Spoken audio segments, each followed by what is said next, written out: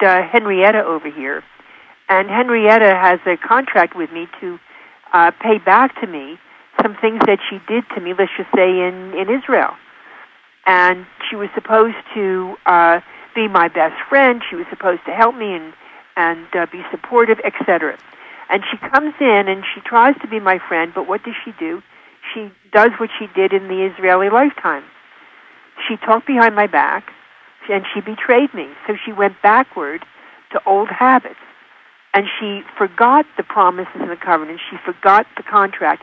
But here I am trying to ratify my end of the contract, and I'm waiting around and waiting for Henrietta to repay that debt, and it's not going to happen. And so people come to me, and they say, what is happening? They cry, and I say, okay, let me see what the contract was. And so this is why we use the law of forgiveness to help to balance out that contract. And so we have contracts for everything. I'm not talking about raising your hand and lowering your arm. That's silly. But the main things in our life are done with contracts, and we have the free will. This is where free will comes in again, to make a mess of our lives. We have the free will to be victorious also. Why do you think it is that most of us can't remember our contracts? Thank God we can't remember it. Literally, thank God. Kim, what would it be? Let's just say you and I are living right now in the 21st century. We were born in the 20th century. And we come in without that seal of forgetfulness on our forehead. And we look around as we grow up, and we do not see our mother as our mother, and our father as our father, and our sisters and whatever. We see these people as they were to us historically. Not only one time, but all the different times that they've been together with us. We remember the contrast. We remember what they looked like or what they did.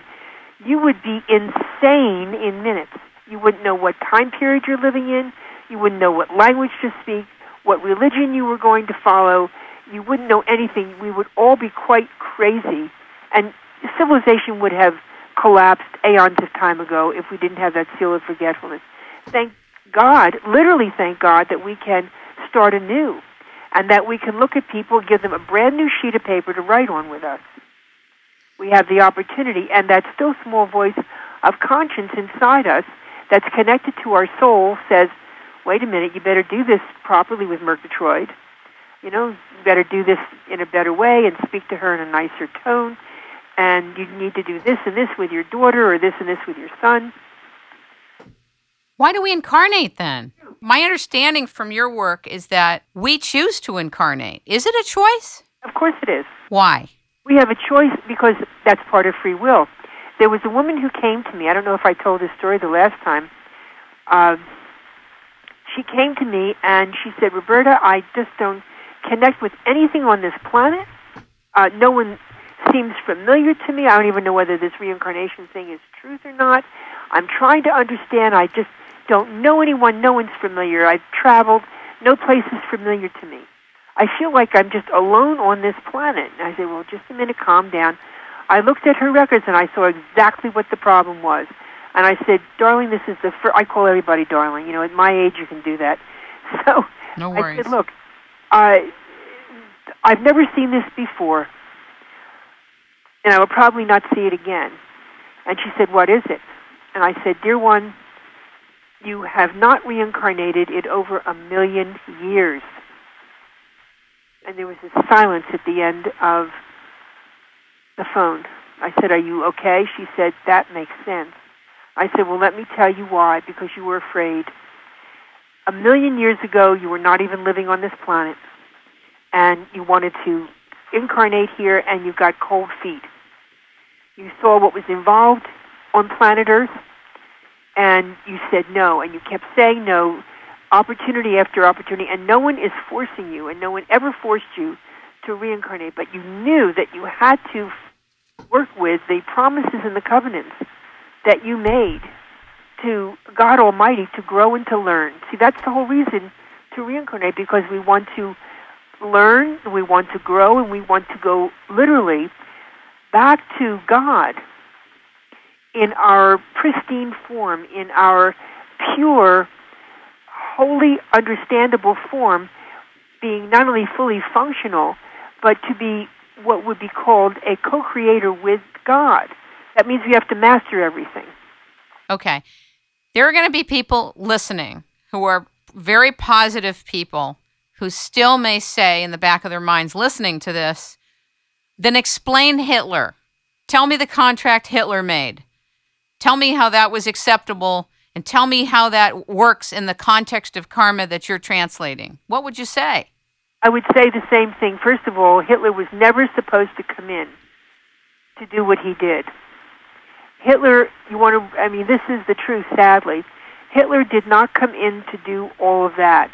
Hitler, however, was a very base earthian soul. I believe that I gave you the difference between a planetarian soul and an earthian soul. Well, go ahead and create the frame of reference here so we can hear properly what you're going to say about Hitler. Very good. All right. An earthian soul is one who has never reincarnated on any other planet except Earth. They have a me, I attitude. I'll do this for you, but what's in it for me if I do this for you?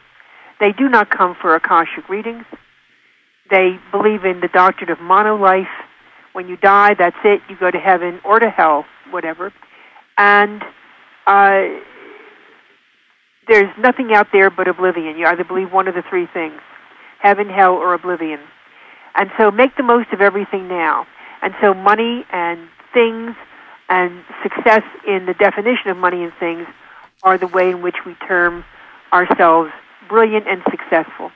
This soul was a very low earthian soul, and he was taken over by one of the powers and principalities. Powers and principalities is the biblical name for evil. And the one thing that evil loves the best is a person with lack of hope, lack of faith, and lack of love for God.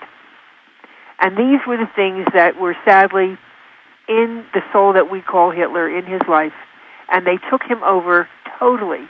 And they worked with him and through him. And the whole idea was to destroy as many people as possible. And they did. And I'm not saying at all that Hitler had no choice here to do this. Hitler did have a choice. But he was offered all of these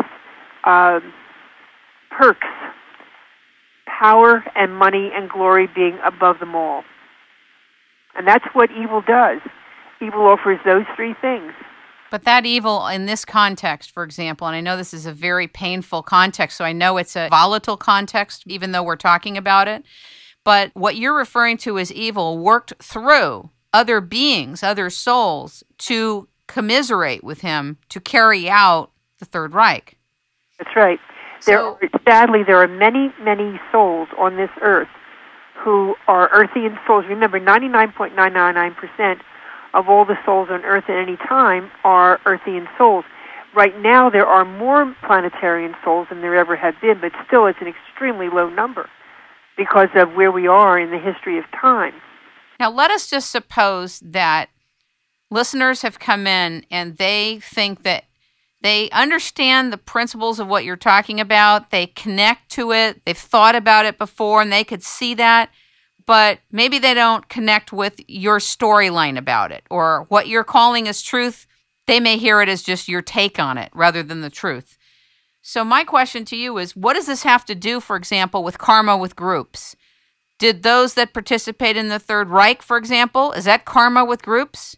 There was a group that had violent, vile, and negative actions toward others. Is that karma with a group?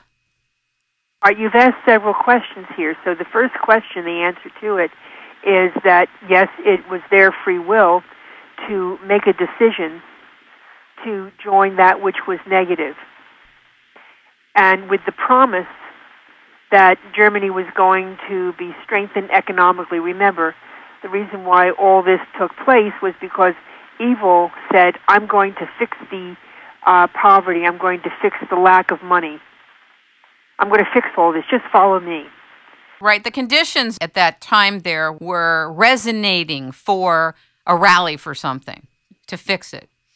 That's correct, and evil comes in and says, I'm going to do this. And evil selects the people or person who is the most vulnerable to be taken over. and this man was vulnerable to be taken over.